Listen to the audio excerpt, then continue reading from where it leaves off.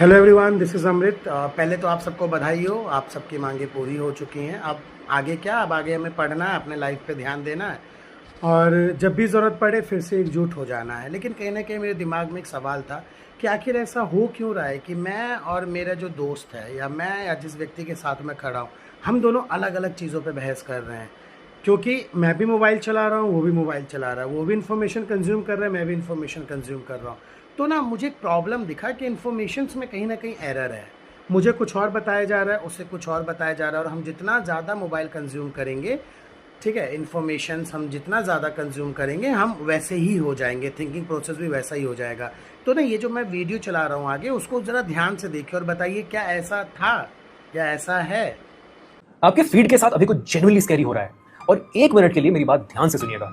Recently मैं अपने parents और कुछ फ्रेंड्स के साथ इन प्रोटेस्ट को लेकर डिस्कशन कर रहा था, लेकिन कुछ मिनटों बाद मुझे ये रियलाइज हुआ कि हम लोग एक ही इंसिडेंट के बारे में बात कर ही नहीं रहे। और मैं सिर्फ डिफरेंस ऑफ ओपिनियन की बात नहीं कर रहा हूँ, हम सबके सामने फैक्ट्स ही अलग थे।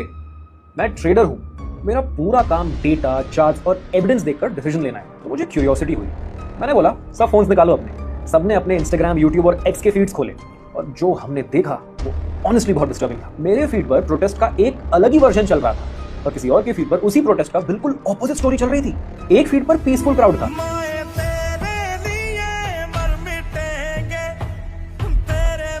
और दूसरे फीड पर सिर्फ वायलेंस, प्रोवोकेटिव स्लोगन्स थे और पोस्ट कह रहे थे कि देश को तोड़ने की प्लानिंग हो रही है। Only solution lies in disintegration of Union of India.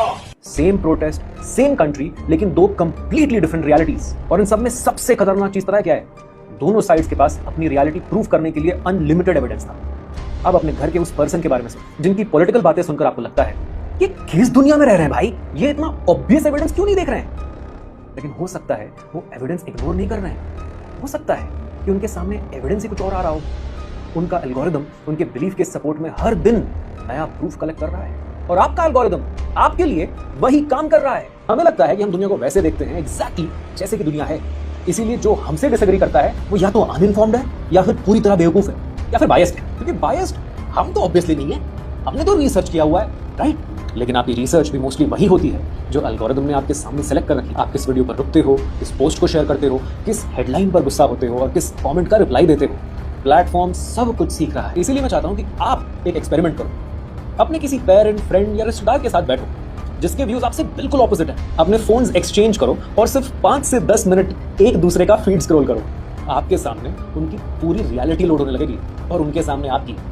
तब आपको और उन्हें समझ आएगा कि प्रॉब्लम सिर्फ लोगों की थिंकिंग नहीं है, प्रॉब्लम उनकी इंफॉर्मेशन सप्लाई की है। क्योंकि ट्रेडर हो या वोटर,